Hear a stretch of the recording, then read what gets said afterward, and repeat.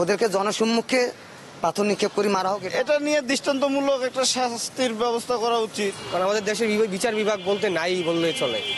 তার এমন শাস্তি দেওয়া দরকার, ফাঁসিতে ঝুলাইয়া আগুনে পুরাইয়া এমন কঠিন শাস্তি দিলে আমি মনে করি এই ধর্ষণকারীরা ভয় পাবে।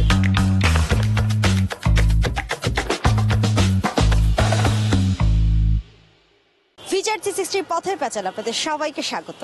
ধর্ষণের শিকার হচ্ছে শিশুরা, এটা বন্ধ হবে কবে?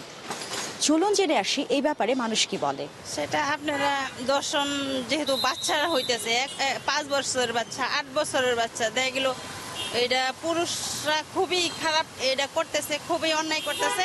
সেটা আমরা চাই না, সেটার বিচার চাই। পুরুষের ওরকম বিচার চাই যে জীবনে পরবর্তীতে এরকম কিছু করার সাহস না পায়। যেমন ইসলামিক আইন সৌদি আরবে যে বিচারটা হয় পাথর নিক্ষেপ করে, যেমন আমাদের মাগুরায় যে আসিয়ারে যেভাবে বলছে পাথর নিক্ষেপ ওখান থেকেই শুরু করা হোক, তাহলে আপনার এই শিশু নির্যাতনটা ধর্ষণটা এটা বন্ধ হয়ে যাবে। শিশু নির্যাতন সবচেয়ে নিকৃষ্ট একটা কাজ।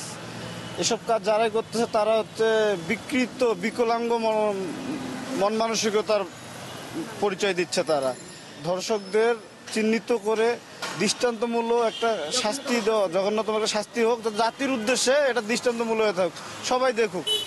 আমাদের তো এইভাবে চলার কথা ছিল না। আমরা যদি পর্দার মধ্যে চলি, পরিবারে যদি ইসলামিক শিক্ষা দেওয়া হয়, হয়তো বা এত ওরা অনিয়ম দেশের ভিতরে হবে না। পর্দার বিষয়ে নারীরা পর্দার বিষয়ে তো যথেষ্ট পরিমাণ ওরা পর্দা করে, তাহলে যদি পর্দার বিষয়ে ধর্ষণ হইতো তাহলে তো মাদ্রাসায় পড়ুয়া হাফেজা ছাত্রীগণ ধর্ষিত হইতো না। এটা পুরোটাই মন মানসিকতার অভাব। যারা এদের নির্যাতন করতেছে এরা আসলেই মনুষ্যত্বের দিক দিয়ে বিকলাঙ্গ। ওদের মনের, ওরা মানুষ না, ওদেরকে জানোয়ার বলাই উচিত। মানুষরূপী জানোয়ার, হিংস্র জানোয়ার। শুনলেন তো মানুষের কথা, এবার আপনাদের পালা।